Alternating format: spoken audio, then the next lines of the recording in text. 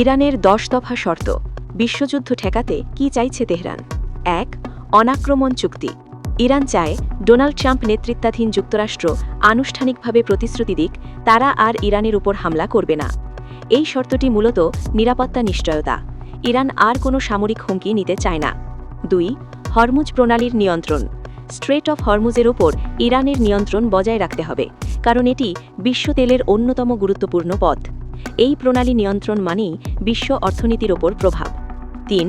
Uranium সমৃদ্ধকরণ অধিকার। Iran চায় তাদের পারমাণবিক কর্মসূচি চালিয়ে যাওয়ার অধিকার আন্তর্জাতিকভাবে স্বীকৃত হোক। ইরানের দাবি এটি তাদের বৈধ প্রযুক্তিগত উন্নয়ন, অস্ত্র নয়। ৪.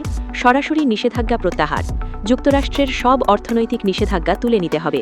নিষেধাজ্ঞার কারণে ইরানের অর্থনীতি চাপে, এটি সরানো তাদের প্রধান দাবি। ৫. পরোক্ষ নিষেধাজ্ঞা বন্ধ। তৃতীয় পক্ষ, অন্যান্য দেশ বা কোম্পানির ওপর দেওয়া নিষেধাজ্ঞাও বাতিল করতে হবে, কারণ এই সেকেন্ডারি স্যাংশনস ইরানকে বিশ্ব থেকে বিচ্ছিন্ন করে দেয়। ৬. জাতিসংঘ প্রস্তাব বাতিল।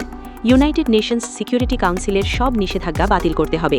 ইরান চায় আন্তর্জাতিকভাবে তাদের বিরুদ্ধে থাকা সব সিদ্ধান্ত তুলে নেওয়া হোক। ৭. IAEA প্রস্তাব বাতিল। ইন্টারন্যাশনাল অ্যাটমিক এনার্জি এজেন্সির সিদ্ধান্তগুলোও বাতিল করতে হবে। IAEA-এর নজরদারি কমাতে চায় ইরান। ৮. ক্ষতিপূরণ দাবি। যুদ্ধে ইরানের ক্ষয়ক্ষতির জন্য ক্ষতিপূরণ দিতে হবে। এই দাবিটি সরাসরি অর্থনৈতিক ও রাজনৈতিক চাপ তৈরির অংশ। ৯. মার্কিন সেনা প্রত্যাহার। এই অঞ্চল থেকে সব মার্কিন সেনা সরিয়ে নিতে হবে।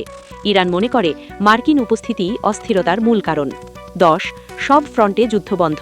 লেবানন সহ সব জায়গায় যুদ্ধ বন্ধ করতে হবে, বিশেষ করে প্রতিরোধ বাহিনীর বিরুদ্ধে। এটি পুরো মধ্যপ্রাচ্যে যুদ্ধ থামানোর আহ্বান। ইরানের এই ১০ দফা কি বিশ্বে শান্তি আনবে নাকি নতুন সংঘাত তৈরি করবে? কমেন্টে আপনার মতামত জানাতে পারেন।